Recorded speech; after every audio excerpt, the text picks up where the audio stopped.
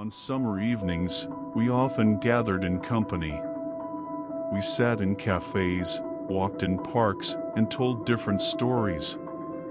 That evening, one of our friends told us about an artificial pond.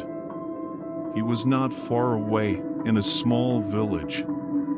The place was very beautiful, but the strangeness was that there were a lot of drowned people there. My friend is a mystic, so she was immediately interested in this unusual place, and after everyone went home, we decided to go to that lake. When we arrived, I realized that I had been there before and had heard many stories about it.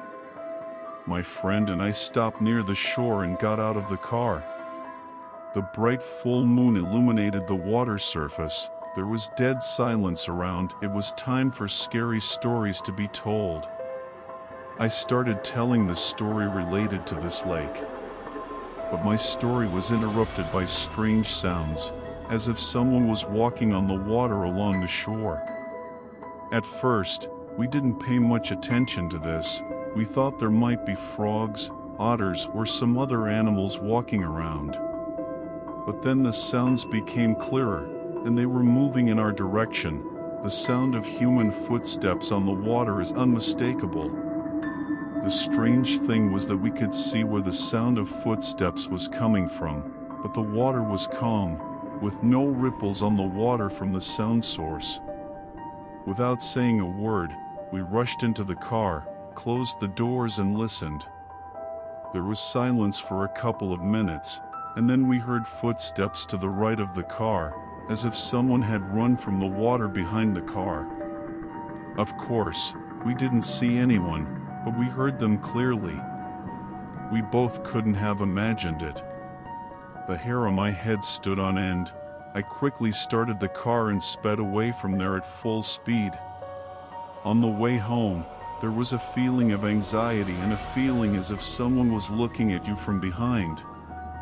I asked a friend. She had exactly the same feeling.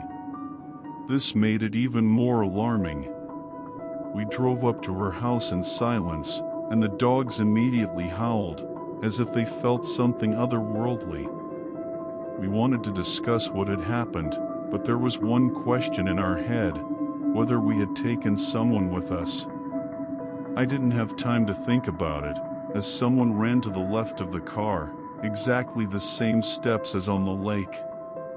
A friend said, "I've had enough," opened the door and ran home. I started the car and, afraid to look in the mirrors, drove back to my apartment. All the way to the garage, the feeling of anxiety did not leave me. I drove the car into the garage, started to climb out and saw something that made me freeze. Thoughts flashed through my head. A plan was born how quickly I could close the garage and run home. When I opened the car door, the interior light came on and I saw a shadow on the wall, a human silhouette sitting in the back seat of my car. To say that I was afraid is to say nothing.